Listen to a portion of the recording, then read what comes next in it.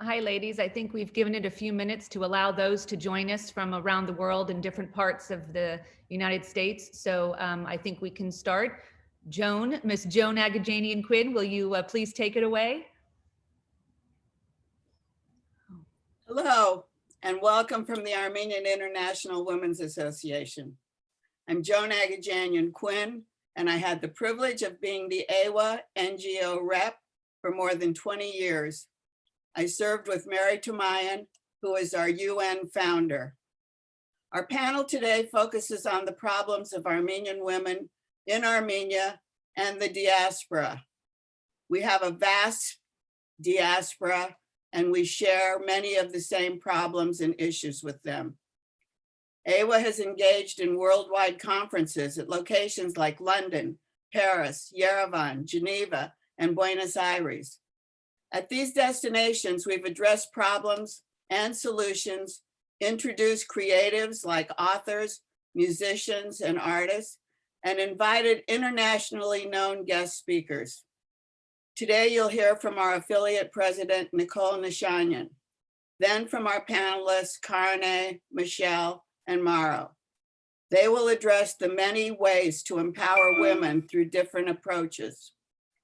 This year, AWA is celebrating 30 years. Our organization was founded in Boston by Barbara Margarian, the wonderful Olga Prudian, and the musical Eva Medzorian.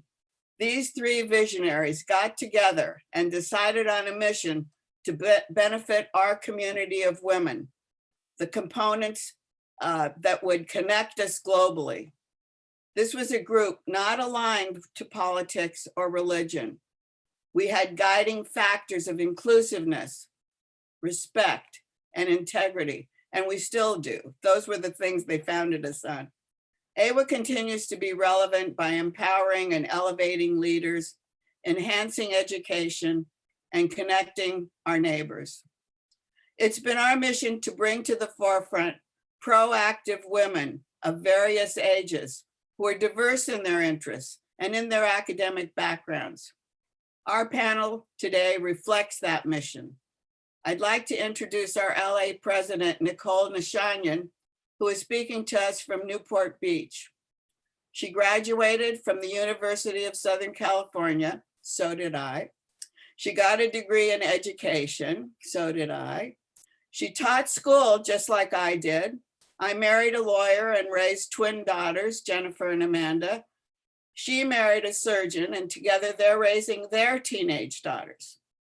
Nicole and I both followed the lead of our Armenian mothers. They taught us that a woman with determination and hard work can do anything. Nicole, you have the floor. Joan, you're incredible. So thank you, Joan, for that wonderful introduction and for your many years of service as the Los Angeles affiliate United Nations representative.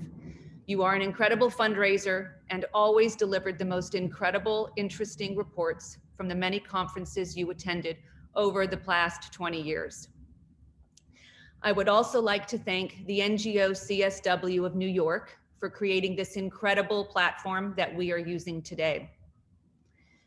I'd like to thank all of you for joining us for today's in-depth discussion on how women in the diaspora, together with women from Armenia, are blending ideas to promote gender equality. In today's session, we will hear from three distinct perspectives: women who have worked firsthand in the empowerment of rural women, young girls, and survivors of domestic violence in Armenia. Before we hear from our speakers today, I will give a very brief introduction of each. Karine Urdekian is joining us from Armenia. She is the founder and executive director of Quidix. They provide resources to the global Armenian network by launching community projects, implementing educational initiatives, and amplifying marginalized voices. Karine earned a degree in political science and pre-law at Michigan State University and is currently a Columbia University student working toward a master's in nonprofit management. Her involvement in human rights began in Armenia in 2007 as a legal assistant to the Women's Support Center. She founded Quidix in 2018. Mara Matoshin is joining us also from Armenia. They're together. She is the founder and executive director of the Women's Support Center. She is an activist, a feminist, and dedicated to the advancement of women in Armenia. In 2010, she founded the Women's Support Center. She did this to assist and empower women and children who were victims of domestic violence. The center offers comprehensive assistance with social workers, psychologists, and lawyers, as well as having 2 shelters. Mara was one of the founding members of the Coalition to Stop Violence Against Women. Mara was selected as an expert in the field by Council of Europe to prepare a police guideline for working with cases of domestic violence. Monique Savaslian-Talon is joining us from California. She is the founder and CEO of Highest Path, a boutique diversity and inclusion consulting firm specializing in empowering women leaders and building gender-based inclusive organizations. She is a women's leadership and inclusion expert and the author of Leading Gracefully, a woman's guide to confident, authentic, and effective leadership. She has coached and trained hundreds of senior executives in organizations like Microsoft, Deloitte, and Samsung. Monique holds her bachelor's degree in business from San Francisco State University and received her coach training at the internationally known Coaches Training Institute. She is a member of the International Coach Federation and the National Speakers Association. Ladies, welcome. Thank you for participating today. Monique, you have the floor. Thank you, Nicole. Thank you, Joan. Thank you to AWA for having me on this panel this morning, sharing the stage with Maro and Karine, 2 amazing women that I personally look up to, dedicating, all of us dedicating a big portion of our time and energy to empowering women, Armenian women in Armenia and globally. I also want to thank the organizers of the NGO CSW conference. I remember exactly a year ago being in New York and being so excited to attend NGO CSW in person, which was going to be my first conference that I was going to attend, and then literally learning that it had been canceled due to COVID-19 and all the hard work of the organizers just kind of going down the drain. And so I'm really happy that at least this year we were able to gather virtually and to carry on this very important tradition in the space of empowering women globally. So my mission is to empower 1 million women globally to step into unshakable confidence and feminine leadership, because I wholeheartedly believe in what the Dalai Lama said. And he said that the world would be saved by the Western woman.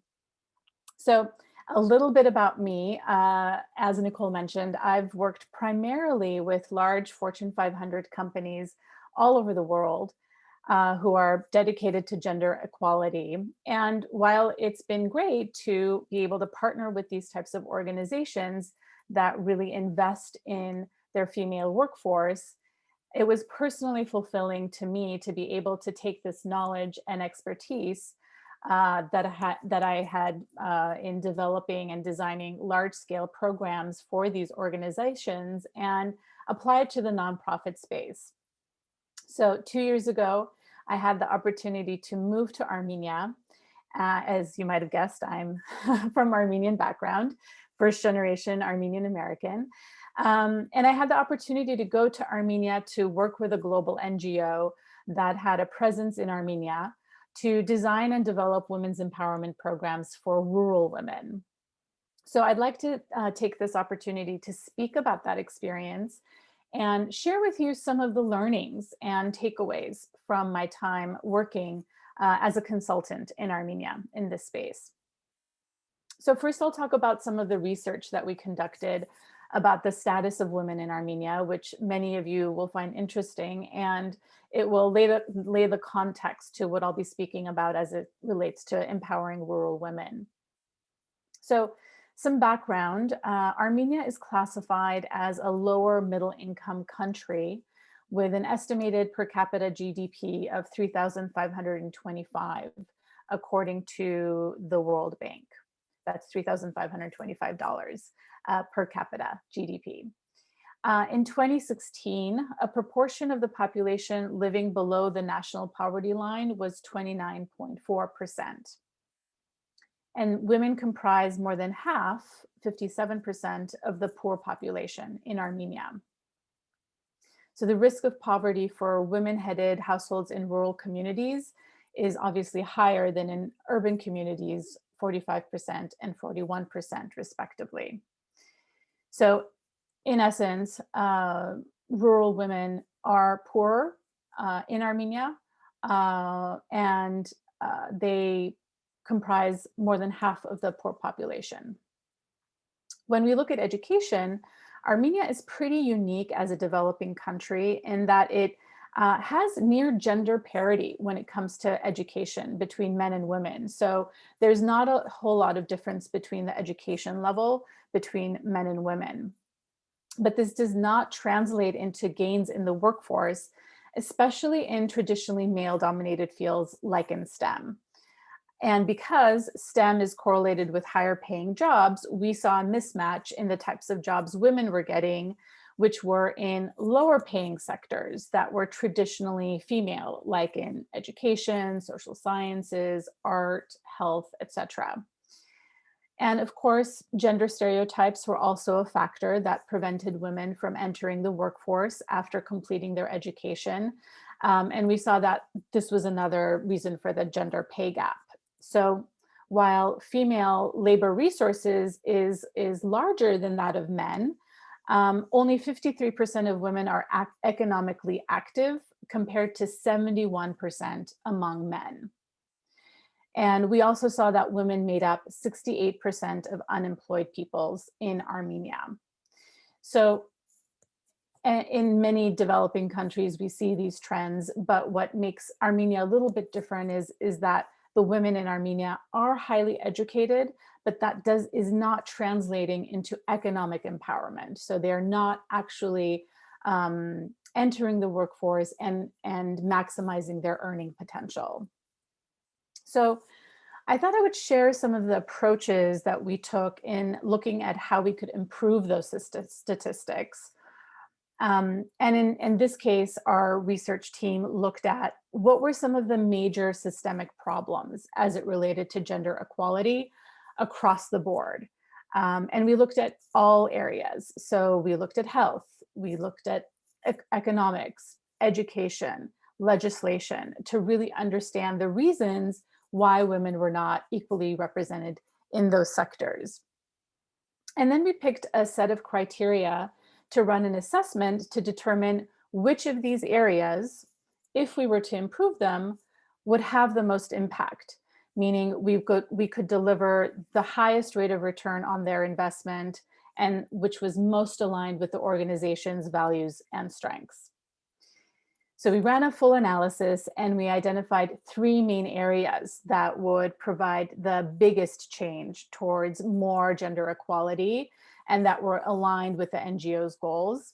And those were, number 1, providing new skills to women in the IT sector to create higher paying jobs in that growing sector in Armenia. Number 2, providing leadership skills to create female leaders and to really shatter gender stereotypes. And number 3, providing general workplace fundamental skills. So of course, other areas were also important, like improving quality access to affordable healthcare and improving national legislation on gender equality. But it was decided that those areas were not in the scope of the NGO's charter. And the NGO already had a women's entrepreneurship program that was quite successful. So they chose to go with the 3 areas I identified, which felt complementary to their existing initiatives. So as a sort of a global NGO focused on women's empowerment, they decided to go the economic empowerment route. And I'll just add that domestic violence was one of the areas that were also identified as being an area that needed to be addressed. And so we decided to partner with Mara's organization, the Women's Support Center, as a strategic partnership to be able to leverage their expertise in that area and provide additional resources so they could continue to scale their impact. And I'm sure Mara will be able to speak to what they do in a few minutes. So I'd like to move now to talk a little bit about the design of the programs and some of our learnings from that experience. Um, it just so happened, we began the design phase of these programs around January of 2020. And as we got into March, as we all know and remember, things began to shut down due to COVID. And it became clear that we needed to rethink the design and implementation of our programs because originally we had been planning these programs to be in person. But with quarantines coming into effect, it became clear very quickly that that was not going to work, and we were going to have to design our programs to be virtual, which I'll speak to in a second, which really became a blessing in disguise because it forced not only us, but the entire country to quickly transition to virtual formats, whether that was in the economic sector with all companies pivoting to working virtually, literally overnight, or schools who ended up conducting their schoolwork virtually. So literally overnight, the country had to quickly get up to speed and adapt to working and learning online.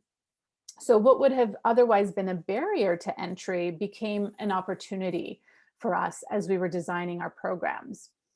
And we ultimately decided to design our programs to be virtual based, meaning all of our workshops and trainings are going to be done online. And this in and of itself meant we were going to be able to reach more women and provide these programs for more women than we had originally budgeted and planned for without the actual budget spend. So I'll get to that in a minute. So luckily this happened early on in our design phase and we didn't have to lose too much time pivoting our design. We decided to build our programs on an internal virtual platform that is run by Moodle. Some of you may be familiar with this learning platform. We had used this in the past on a smaller scale, so we decided to leverage this to our advantage and use it as an internal virtual learning platform, which then acted as sort of an internal classroom where we hosted all our materials. And for those of you who have used Moodle in the past, you know there are pros and cons to this platform, but for the most part, it allowed us to do what we needed to do for a fraction of the cost it would have cost us if we had to build a new platform from scratch. And I think this gave us another competitive advantage in providing a scalable solution for our overall goals. So we ended up building 3 new programs, the IT skills building program for women, the leadership program, and the workplace fundamentals program, all on our internal virtual learning platform, which had a sort of blended learning component. So the 2 programs, the IT program and the leadership program, used live workshops with a trainer along with homework and other assignments. So it was designed so that participants interacted with one another on live sessions. The workplace fundamentals program, however, was 100% self-learning, where participants had access to videos and quizzes that they were able to complete on their own time without an instructor. And so this was a sort of a unique thing that had never really been done in Armenia, and is now a self-sustaining, a standalone program that can be scaled at large. So I was present and led the leadership program and the workplace fundamentals program for one cohort. It was our pilot program.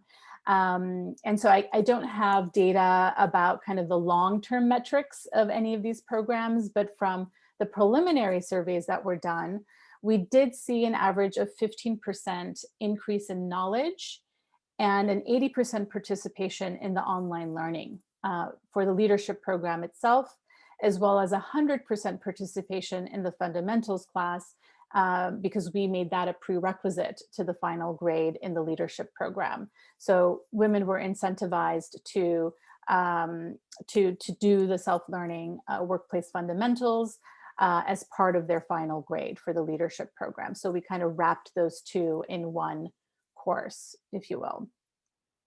So just to wrap up here, I want to share with you some of the takeaways and learnings from this pilot program that might be helpful for all of you as you build out your women's empowerment programs. Number one, it's imperative to analyze your market or the country you're operating in to really understand what are the problems and which are the best levers to push in order to see the highest rate of return as it relates to gender equality before you design programs. I think it's really easy to kind of assume and think that you know what the problems are, but especially as someone coming from the outside, it was really helpful for me to have data that was relevant to what was actually happening on the ground. And this helped us kind of, I think, design programs that were very targeted in creating sustainable solutions. So number two, once you've chosen the top 1 to 3 areas to address, build scale into your design from the get-go. Now, in this post-COVID day and age that we're living in, it makes more sense for us now more than ever to think about leveraging virtual learning as a means to scale our programs and reach more women for a bigger impact. And although Armenia is a small country, geographically it is very spread out, and women who live in rural areas are far from one another. And so traditionally we would, pay for them to drive into the capital of Yerevan to attend in-person workshops, which was obviously an additional cost for us, but also an additional logistical thing for them to be able to organize in order to come to, maybe 5 or 6 hours away, come to Yerevan for a full day workshop. Once we eliminated that hurdle, we were able to reach women in more remote areas that I think, maybe we would not have been able to reach otherwise. Number 3, scaling programs virtually can mean maybe a larger upfront investment, but then save a lot of money in subsequent years where the financial investment decreases considerably on a per participant basis. So for workplace fundamentals, there was an upfront cost in developing those videos and online materials. But once that is up and running, which it is now, we can use that not only for our own purposes, but potentially for sharing it with other organizations who might want to take advantage of that material. So that upfront cost actually is, goes a long way in reaching more women.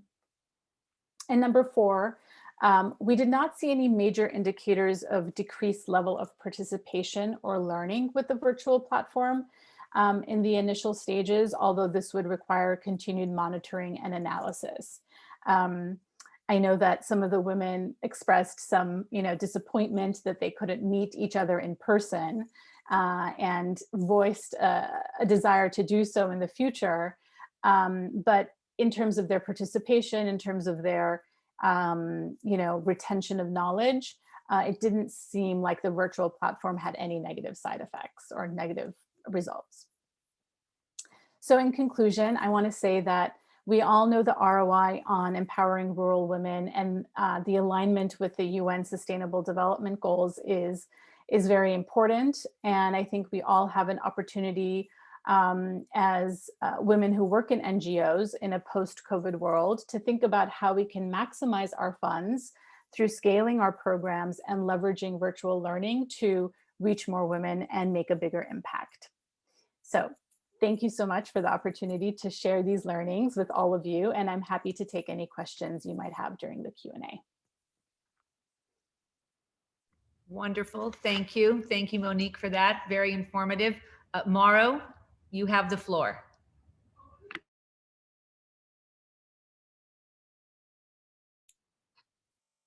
Thank you. I cannot go further on without thanking CSW, because when I started, to me, CSW opened the door to so many worldwide organizations and allow me to see what's happening in the world and be in touch with other feminists. And it was really an exchange information and know-how and knowledge. So CSW has been really like a mentor to me. And I want to particularly say also thank you to Iowa, who is a founding member of Women's Support Center, and to this day continues to support us. And especially to Joan, who she's really a strong supporter of Women's Support Center, and also a personal donor to the organization. Thank you, Joan, again, to do this initiative, which is so important. Mauro, you have been fantastic, Mauro, and we all know it. We all bless you for what you've done. Thank you. Thank you. So I will talk about empowerment of victims of domestic violence. And as you know, this is a worldwide problem, and it exists in the diaspora for Armenian women and in Armenia. We all know that violence is always wrong, that no one deserves to be hurt, no matter what they said, did, were, or thought. Violence is never justified. The perpetrator, not the survivor, is the responsible for the violence, and survivors have made the best choices and decisions possible, given the constraints, fears, feelings, and circumstances. So when we talk about the empowerment in domestic violence, we deal with a model that we implement with these survivors. And the empowerment model is the one that is a must for dealing with victims of domestic violence. It is a model that is used throughout the world by professional organizations in the field of domestic violence. What the survivor experiences in an abusive relationship is a pattern of controlling behaviors. Her abuser feels the right to make all her decisions for her, telling her what to do, when to do it, and how to do it. In the past, this dynamic has often been recreated by well-meaning service providers who approach victims with a rescuer, quote unquote, a rescuer mentality, telling her how, when, and what she needs to do in order to recover and get on with her life. So basically, she was replacing the abuser and telling her what to do and taking control of her life. Even well-intentioned, but nevertheless, the service provider would do the same thing. Even though service providers are helping her in the short term by doing everything for her, they leave her in a similar position to how she felt in the abusive relationship, completely helpless. In the long term, it is detrimental to her success if everything is done for her, because she will not feel capable and will not have learned the skills to take care of herself and her children. Over time, as professionals gained more experience working with survivors, they learned that what victims need most is someone to support their decisions, encourage and reinforce their strength, and provide resources to achieve their goals. Survivors are most successful when they are in control of their own healing journey. This is very important. This approach is called empowerment. So there are fundamental assumptions about this, that the survivor has incredible strength and healing capacity. It may take time and be difficult, but every survivor can move through their own healing process. The needs of each and every survivors are different. So it is not like a formula that you put into place. Someone will only do what is right for them if they believe they can. Services must support and affirm self-efficacy. So the first steps to empowerment is to create safety for the victim. And the safety is comprised of two aspects, the physical safety and the emotional safety.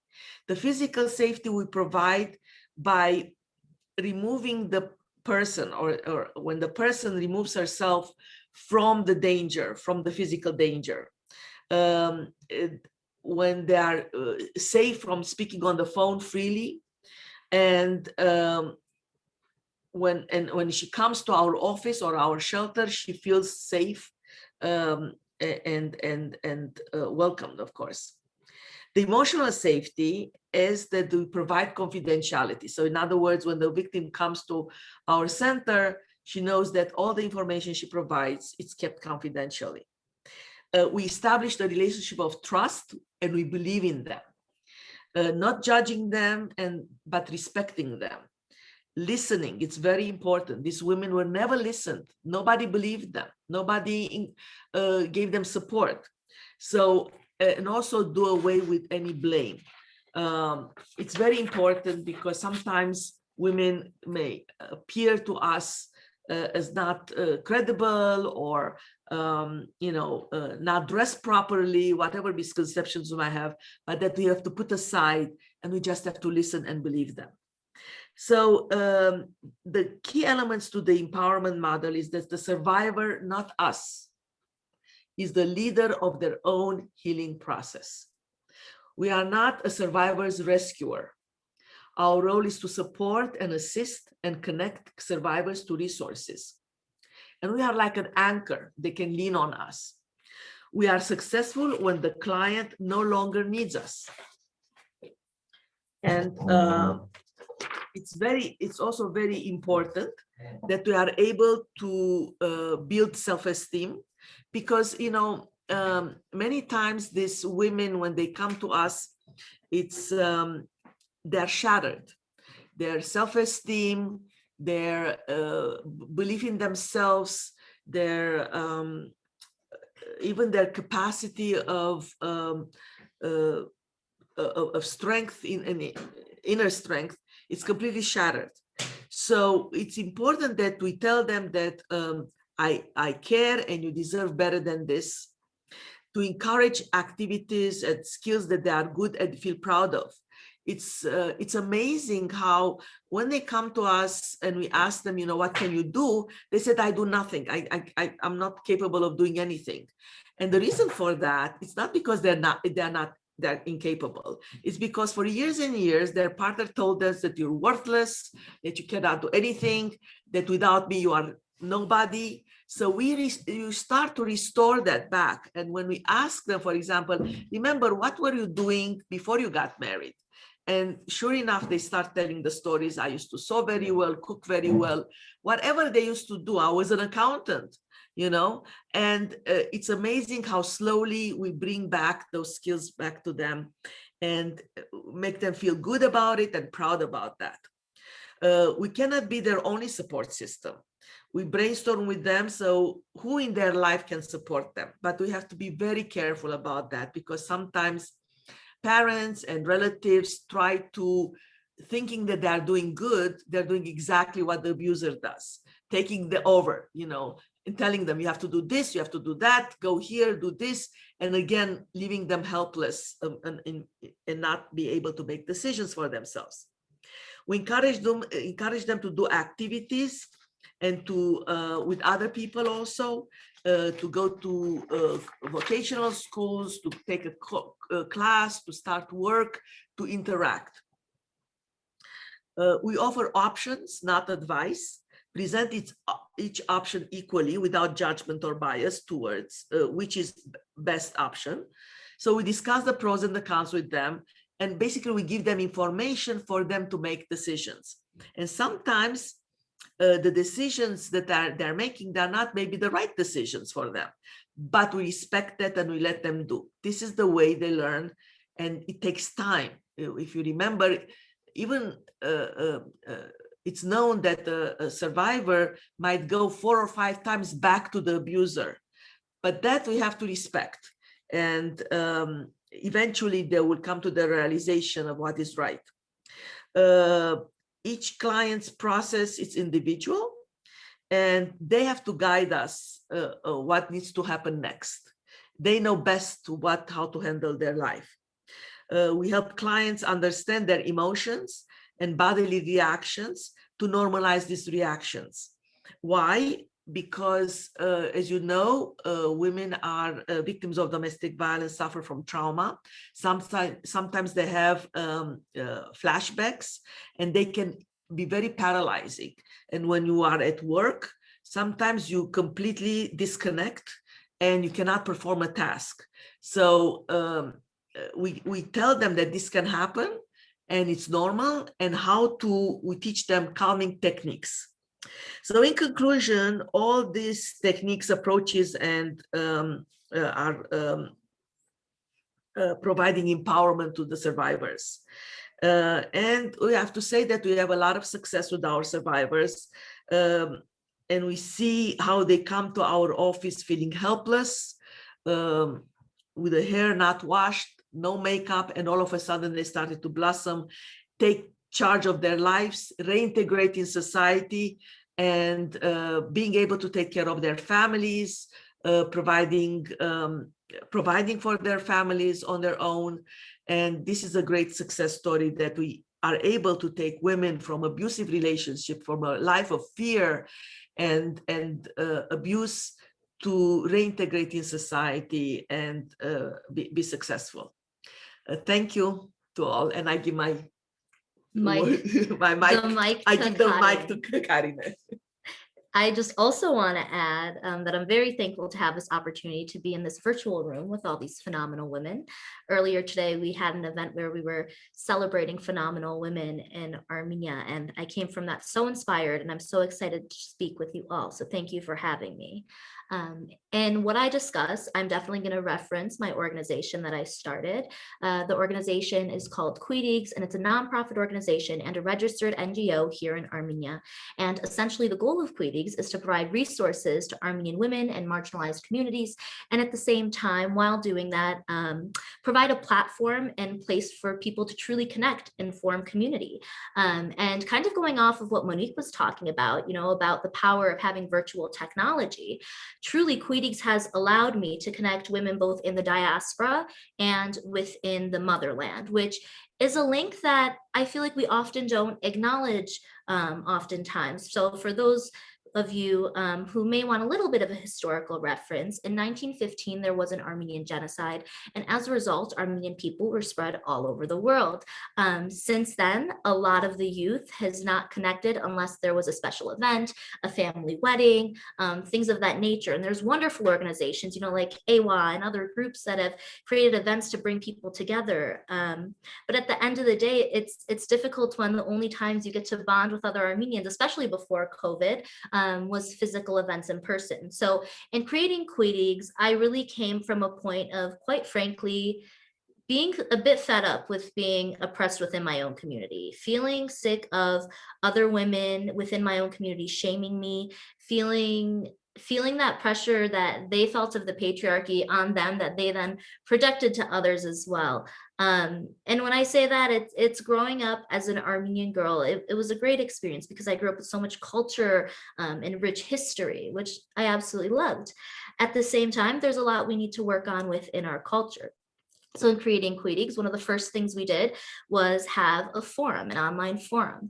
And this forum essentially asked, it was me kind of screaming into the internet and saying, Armenian women, share your experiences with taboo topics. So share your experiences with, sex ed conversations, and share your experience with conversations about domestic violence, share your experiences with conversations about things that often aren't addressed within our community because of social convention.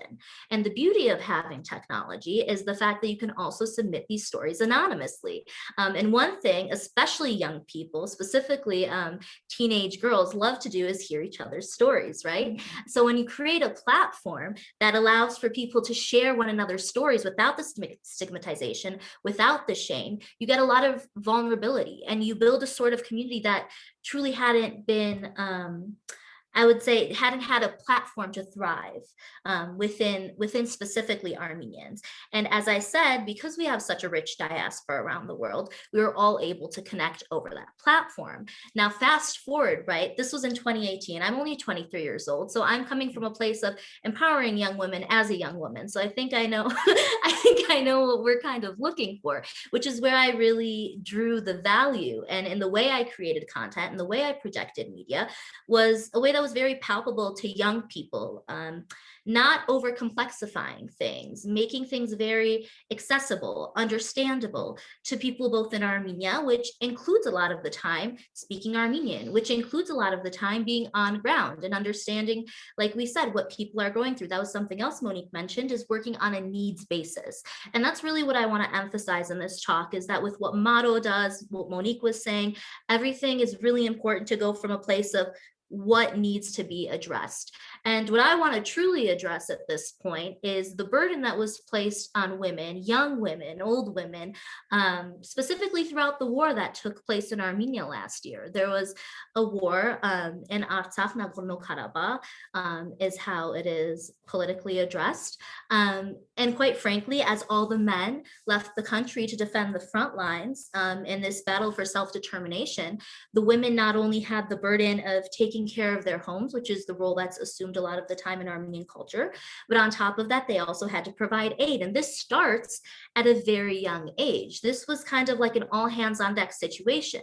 So when you have young girls that are already going through experiences of, puberty and growth and crushes and whatever it may be, and then you add the trauma of a war on top of that. Now, not only are we addressing stigmatized taboos and topics like periods, but we're talking about loss, we're talking about death, we're talking about the burdens placed on young women to now provide for their families because their brothers and their fathers have passed away because they were defending front lines, and they still have a little brother at home who sees that as his destiny. So when we talk about empowering Armenian women, we need to take into consideration the politics that surround this as well, on an international scale, and the impact we can all have in speaking out about that and acknowledging that as well. So when I talk about the work of Cuidi, specifically, we've been working on a project called Project Mighty, which essentially means mother in Armenian. And this is about providing resources to women, which is young women. In Armenia, people do get married at a fairly young age. I'd say 23, most people are already married here on average. And they start to make children, because that's kind of the social convention is, you get married, you start having babies, which is wonderful and beautiful. And that's a part of life, as we know. But with that comes a great amount of responsibility that is now placed on women whose husbands, A, have been martyred in the war, B, are still fighting on the front lines. And this specifically impacts pregnant women. So in talking about pregnant women, there were not a lot of resources that were allocated during the war to providing aid to this extremely marginalized community, especially at a time of high PTSD, heavy trauma. We see an increase in miscarriages. We see an increase in premature births. The hospitals were quite frankly booming with premature births during COVID on top of everything. And it comes to a point where these women were displaced from their ancestral homelands, displaced from Artsakh, left sometimes on the street with 6 children.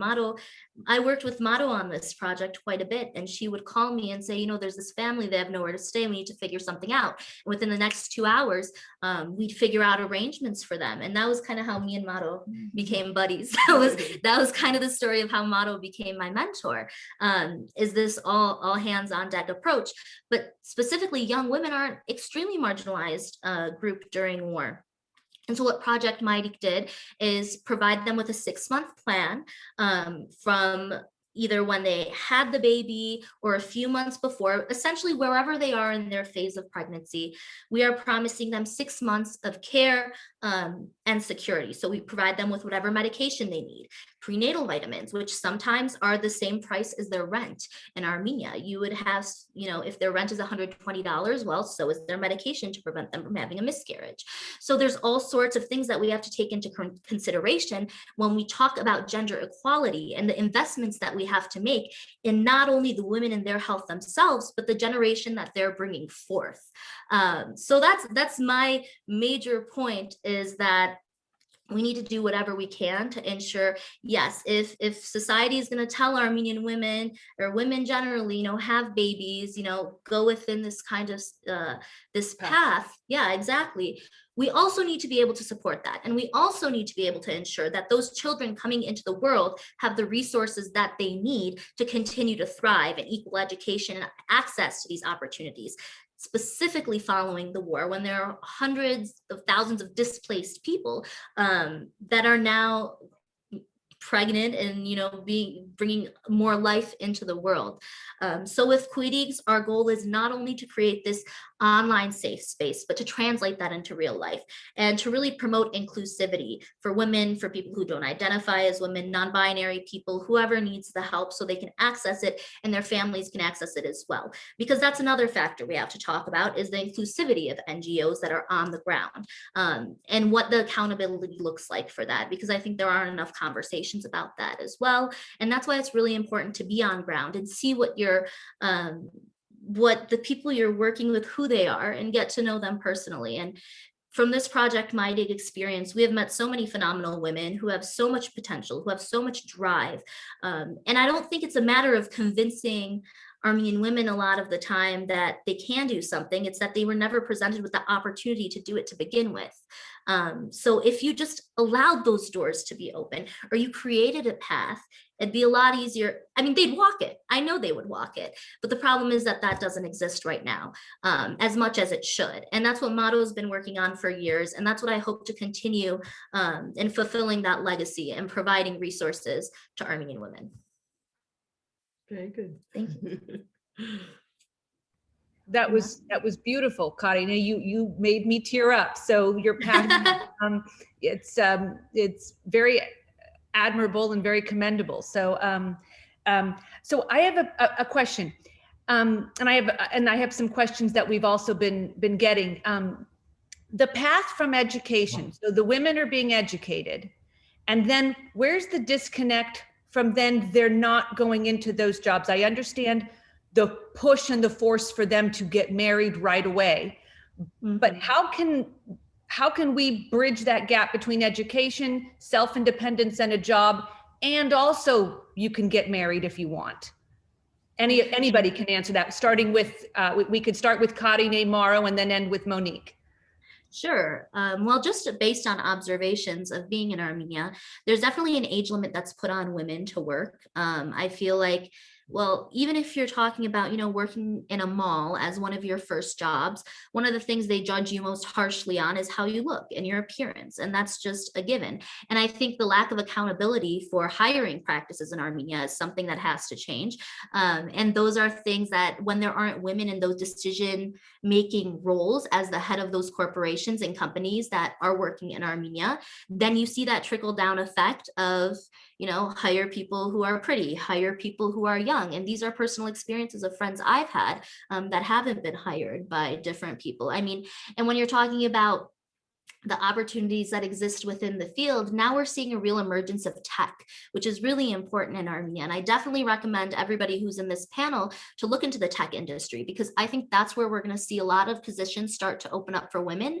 And that's what has been happening, I'd say, over the past 5 years, especially. Well, to add to that, Karine pointed out the important aspects, but we have to remember that Armenia is a patriarchal society fed by a lot of gender stereotypes. In the Soviet times, everybody had to work, and the distribution of work placements was more equitable. However, when the open market system came about, all of a sudden we started to hear the discourse that women should stay at home and take care of the children. And that is to allow the fewer jobs available to be taken up by men. And we see that a lot of the times nowadays, the management positions are that of men, and the service provision jobs are that of women. And we see less and less, because of also the scarcity of jobs, but we see less and less women in sciences, less and less women in important higher paid positions. Again, now for the same job, we see a discrepancy in salaries of 30% between men and women. And women, as I said, are hired for lesser paid jobs. So, and also while more girls receive higher education than boys, who go into army or then they go into private sector. Then again, when it comes, for example, to PhD level, there are more men than women. So yes, these discrepancies exist. And I think it really stems from discrimination. As Karine said, it stems from patriarchal society and also from labor laws that are not really strong enough to avoid discrimination and to have more equitable placement of women in the marketplace. Yeah, and I'll just add, I mean, what Karina and Maro said is exactly spot on. I think what ends up happening is when you have these gender stereotypes of, you know, the woman needs to get married, have children, and that's really her only, you know, path in life. What begins to happen is women begin to believe that that's their only opportunity, that that's the only path that they can take. And so these patriarchal belief systems become ingrained in women, and women end up perpetuating that to other women. So a lot of times the mother, especially if it's a beautiful woman, and especially in rural areas, will prefer for her daughter to get married, and even get married to a man that she has never met in a different town or a different place, rather than send her to the city to be educated and to enter the workforce, because there's this belief that she might, you know, something could happen to her because she's beautiful. And so these kind of, you know, these stereotypes get ingrained in female psyches, and it's passed down through generations, where women don't have any kind of support system or pathway available to them to get out of that cycle. So as Karina mentioned, when we're able to show them that pathway and give them those opportunities, they jump for it. They are, you know, highly educated, as we mentioned. They, you know, are ambitious, but because of these ingrained stereotypes that are very difficult to overcome, a lot of times they get stuck and unable to get out of that cycle. Okay, so Maro touched on laws in Armenia, and we had someone who's attending our panel named Emily, and Emily has a question. How is the judicial system in Armenia? For example, in the United States, survivors of domestic violence are often mandated to attend certain programs while the perpetrator is not accountable. So can you explain some of the laws in Armenia with domestic violence, or does, I think what they probably meant to say was, is the perpetrator held accountable, or is it just the woman who feels the shame? What's the feeling in Armenia of a victim of domestic violence versus the person who commits the violence? This is such a complex question, you know, I would need like an hour to just discuss that. But suffice to say that Armenia passed a domestic violence law recently, which started to be implemented in 2019. So we have a very brief experience with legislation for domestic violence. The law is not perfect, and amendments to the law and to the criminal law, the criminal code, are in process right now to be done. And even then, it's like a first phase of amendments. We still need improvements and improvements. The law says that the abuser is accountable, and but however, the punishment is not clear yet on the abuser.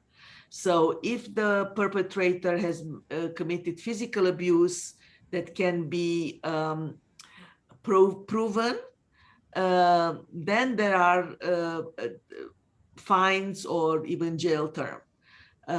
However, not all the time the perpetrator is made accountable of his actions, because we have policemen who tend to side more with the perpetrator and in this sense, in this society where the man feels entitled, and the sense of entitlement that exists, many times they put the perpetrator above that of the victim.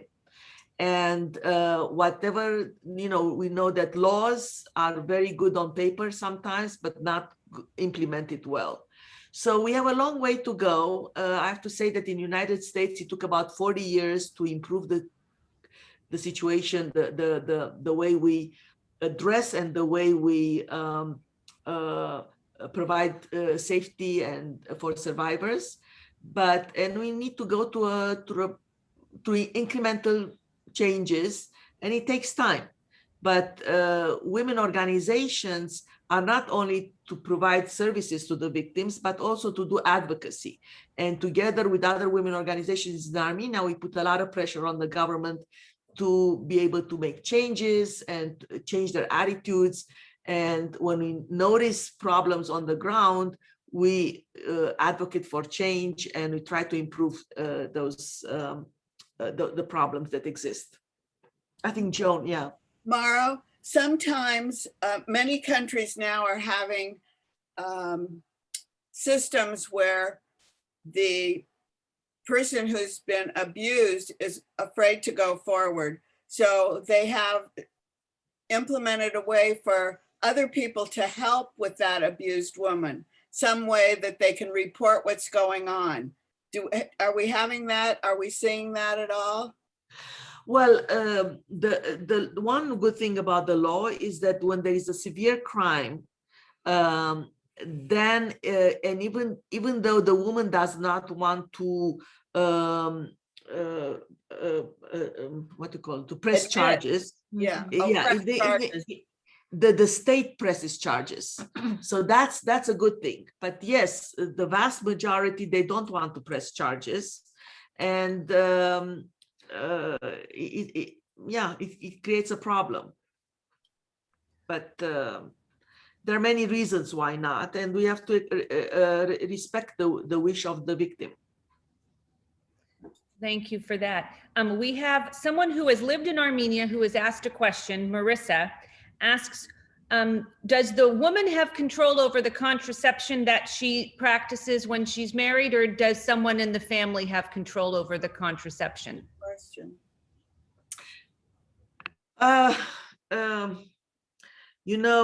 Sex education in Armenia is lacking. Mm-hmm. And you find women who have never heard of contraception, and women who don't have access to contraceptions because of the cost of it.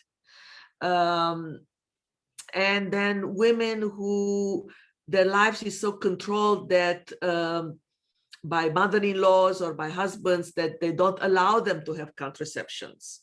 In Armenia, to encourage births, the government pays money for each child being born. So after the second child, the third, the fourth, there's a significant amount of money that they receive.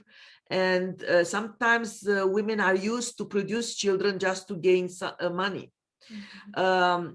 So contraception is available in contraceptive pills and IUDs, but not all women have access, and not all women benefit from it.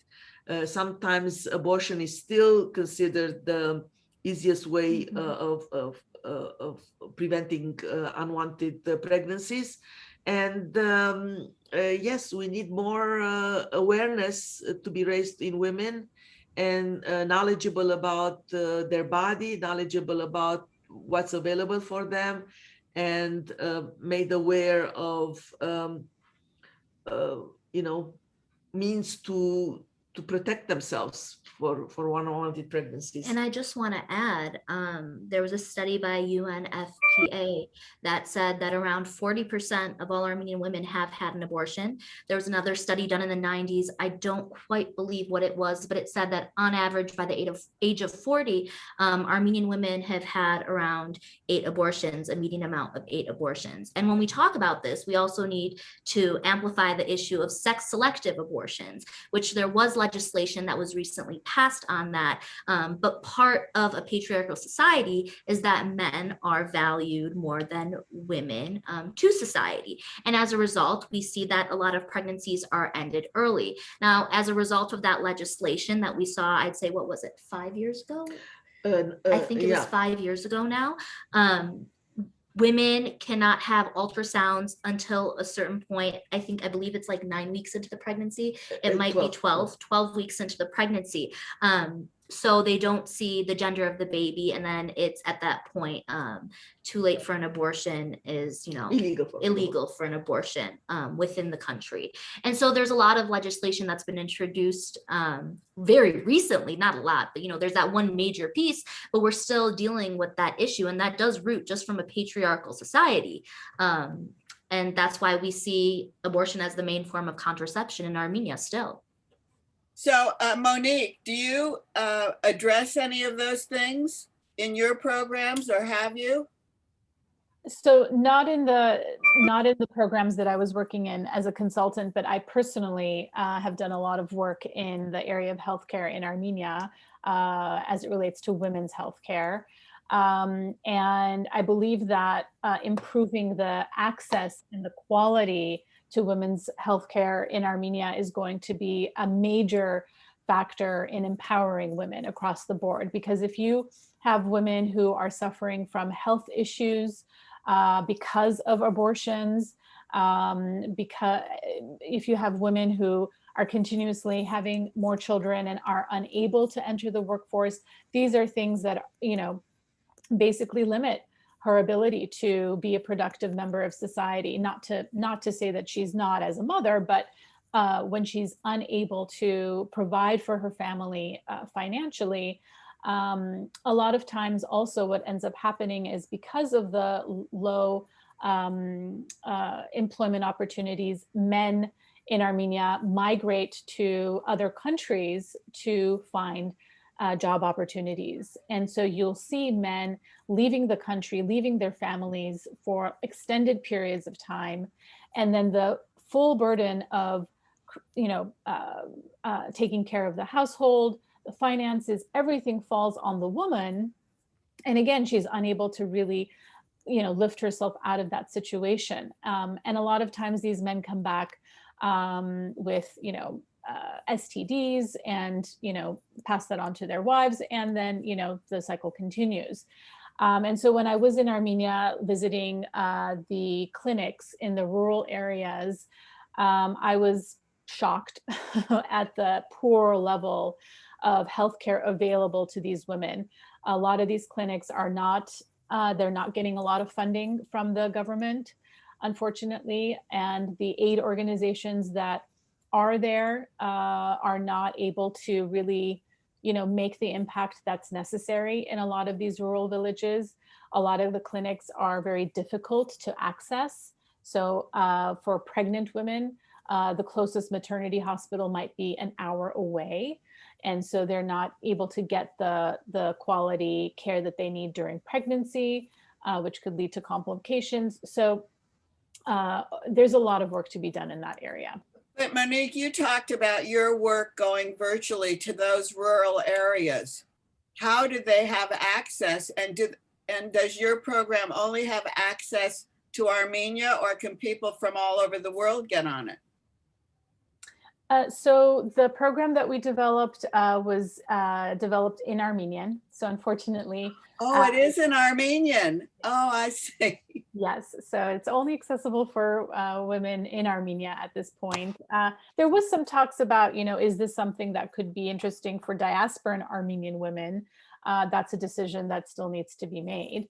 But yes, it's right now it's only accessible for women in Armenia. And do they get it in the rural areas? They do. Yeah, one thing that we found is that most everybody, even in rural areas, is connected to the internet. So they have either a mobile phone or a computer and internet access. Armenia is fortunately very advanced technologically in that respect. And so that was not a barrier to entry at all. And does that help your program, Quidix, Karine? If I'm going to be completely honest, I don't think there's a great access to technology in the areas that we're working, especially within Artsakh, because we just went through a war. Everything was quite literally blown up as a result of war crimes by Azerbaijan. So what we're seeing right now is really a lack of access to technology, lack of access to telephones and cell phones. And we are living in modern society. So when you come into Yerevan, you definitely see that people have cell phones, people have Instagram, TikTok.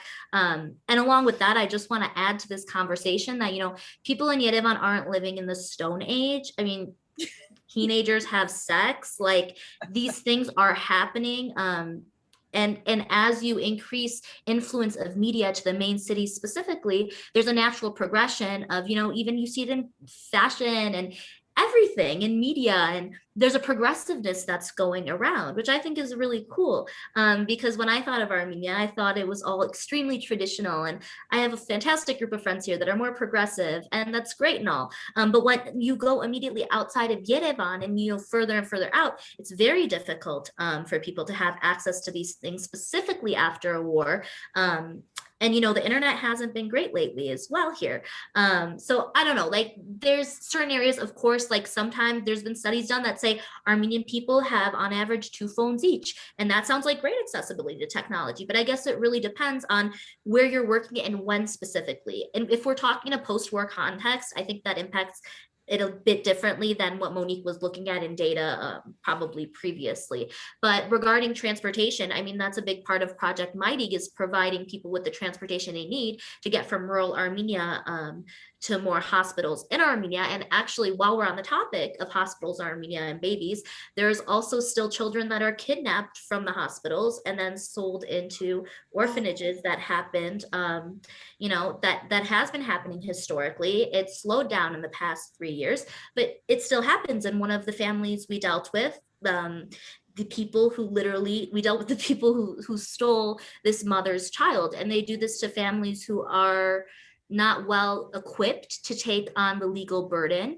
And so we also see a lot of illegal adoption situations and kidnapping that happens in the hospitals. And I thought I'd just bring that up because that's very interesting, because that's a worldwide problem, and I didn't know we had that in Armenia.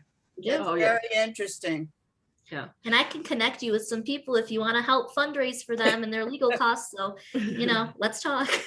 I want to add that poor women usually don't have an iPhone, and they have a very rudimentary phone as a cell phone. So with no internet connection. So, you know, I would take it to the grain of salt that outside in the rural areas, we can reach out completely to women. We still have a long ways to go. So that's a big problem for you, Monique, if that's the problem.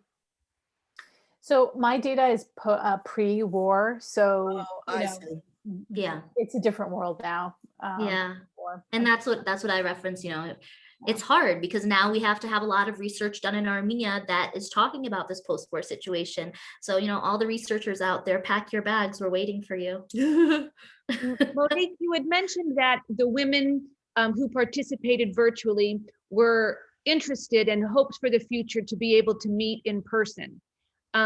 Were those rural women? Were those just a blend of all the women who participated in your program? That link for camaraderie that I think all of us have. It's uplifting to think that they benefited from your program and benefited so much that they wanted to reach out and meet the other women who were in it. Can you tell us about that? Sure. I mean, we really struggled with this, but of course we were limited with what was going on with the pandemic, you know, and we just didn't want to take unnecessary risk in having even 1 or 2 in-person connections. But I think post-pandemic, that will be an integral part, because as a, you know, as an educator, as a trainer, and a coach, I know that it's, I've seen the power of in-person connections. So I think blended design for programs is probably the best way to go. Blended meaning a mix of in-person and virtual. So yes, I mean, these women were from all across Armenia, from Artsakh to up north, and it's different when you're in person and you get to connect and really share stories and build bonds and build friendships, and I think sometimes in the places where they don't have those opportunities. So creating those opportunities will be really important going forward. But we were really limited with what we could do during the pandemic, unfortunately. Mauro, I have a question that kind of goes back, maybe 20 minutes into our previous conversations. But when you mentioned that when women, the different stages that they go through when they come to your facility, and some of them are shattered, what kind of mental help can you give someone who is just not able to help themselves? What's that look like? Well, a center usually should have a social worker that does the psychosocial counseling. It has a psychologist. We also have a child psychologist because children also are affected by trauma, and lawyers. So this package, it's a one-stop, as we say, that given whatever the survivor wants, we offer. Now, many of them, they think that if you say to them, would you like to see a psychologist? They would say to them, I'm not crazy. And because they don't understand really what a psychology does. So we see that the woman is very traumatized, and she has time and availability to come to see a psychologist. We say that, we help you to overcome some of the stress, to get stronger. And with that, they really are, but sometimes they feel it on themselves that they need a psychologist. So we offer that services. And, these are not women with psychological problems. These are, we do have suicidal women with suicidal ideation and strong depression and all that. And sometimes we have to recommend them to a psychiatrist for medication. But overall, women do not suffer from mental health. They come there to get stronger, to raise their self-esteem, to start believing in themselves. Maybe they have stress or depression to get away from, or guilt. There's a lot of guilt involved. So we alleviate all these issues and get them stronger. Okay, so it looks like we're nearing the end. I'm not sure if there are topics that our speakers throughout this conversation, it might come to you and we haven't addressed it. I can offer each speaker a few minutes to give a recap or to share something that you might have thought of, starting with Monique and then Mauro and then ending with Karine. Sure. So I think, what's impacting me is I'm hearing the other panelists and I'm very familiar with Mauro's work and also Karine's work. It just, we are all diasporan women who have gone back to Armenia to make an impact. And, as being, someone who is very committed to the progress of the Armenian nation, I think that we all have a role to play in that. And I think, that's part of AWA's charter as well. And AWA really role models that with the work they do in supporting programs on the ground in Armenia.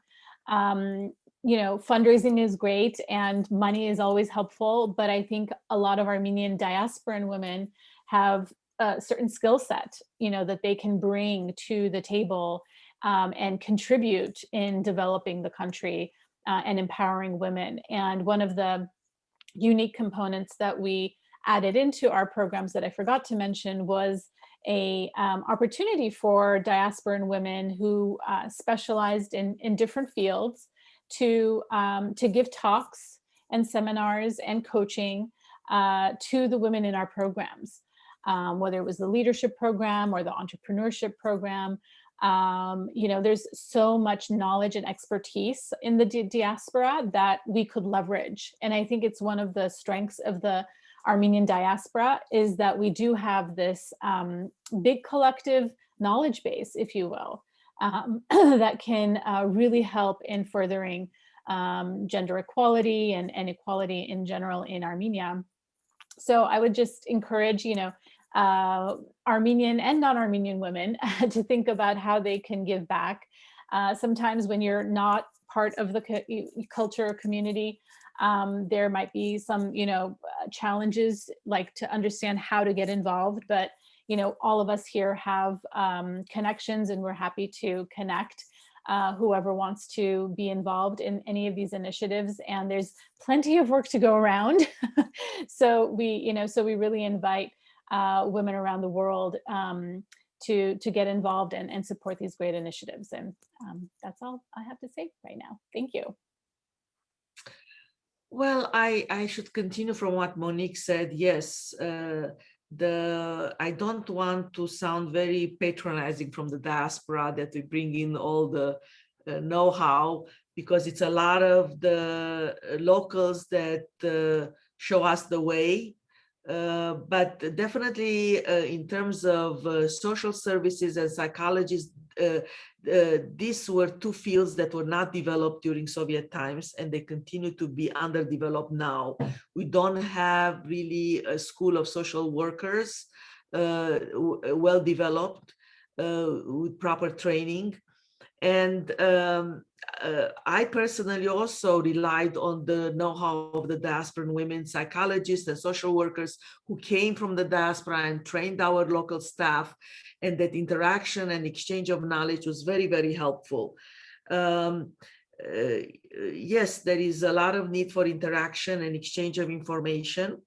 But also there is a need to really roll your sleeves and be here and work within the system for systemic change. This is so important, because we cannot just do a project and think that we're doing good if we don't think about the sustainability of the project. Mm-hmm. And I want to also put an emphasis that there are a lot of young women that have changed. The fabric of society has changed, and it's normal to change, and it will continue to change. That from the 90s, when I came to Armenia, I see now in the 2000s a level, or I say, young women who are very emancipated. Feminist thought has been starting to trickle into the young women. There is a lot of activisms of young women, very modern, very progressive. And organizations like Quirix and what Karine does to engage them, it's very important, because perhaps an organization like mine, or like when Nicole worked, or Monique worked, they're more established and more I don't know, formal, exactly, more professional, formal. Whereas Karine can engage these young women, because we really need to bring them in, and as a forum, as a platform for them to speak out. Many of them come from very conservative families, and they don't have a possibility to speak out and express, as Karine said, their issues. So we need to engage these young women, because in the future they will take our place. Mm-hmm. Hopefully they will continue the work and engage them and motivate them. And it's very, very important. And this collaboration of formal and non-formal, professional, non-professional, there is a place, as Monique said, for everybody. Yes, and definitely. And we fit together like a puzzle. And it's really beautiful, because culture really is what sustains these activist movements, music culture, fashion culture. And what I really want to emphasize in this talk is that Armenia is not just some land far away, that has these old school rules. Yeah, there's problems and there's things we need to address, but there's also a really vibrant society here. The youth is so vibrant. And, by having events where you incorporate music and activism and community and art is so important to the Armenian people. And I've been able to use art as a tool to really connect with everyone and share their art. And it's a conversation in and of itself. And sometimes those traditionalist people who are sexist and patriarchal, they don't understand it. And that's okay. Let them not understand that. I don't want them to understand it, because what that allows people taking advantage of me as a girly girl who likes the color pink and posts all these stickers and sells stickers. That's how I started this entire organization. People didn't take me seriously at first, and I could have been mad about that, but I'm not. Let those people that don't like me not take me seriously, because at the end of the day, what matters is on the ground, where you're at and who you can access. And if you're speaking the same language as the masses and the youth, that's what matters, because that's our future. And that's where I'm at. So thank you for supporting And everyone. power to the girls. Power to the girls. We got it. Invest in Armenia. Invest in Armenian women, because they're really talented. Yeah. That's wonderful. I think all who have heard today and will receive the links will be inspired. I'm sure that they will look at your each person's individual websites. In closing, I would like to thank Mauro, Karine, Monique, and Joan. I believe that our speakers today have shown consistent, tremendous leadership. They have shared with us that empowerment is the key to a successful life. And these women, our speakers, they have real life stories.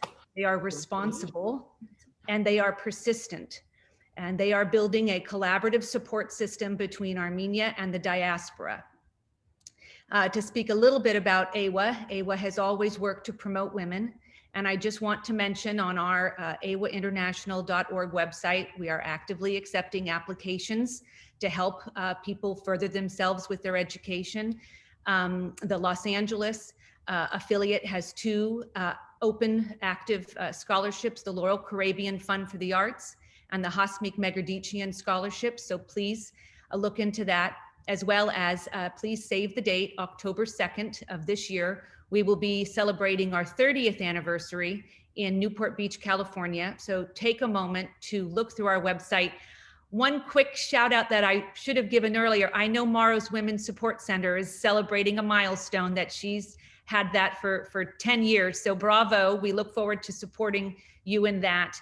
And once again, I would just like to thank Mauro, Karine, Monique, and Joan, and of course the NGO CSW of New York. Our program has concluded. Thank you.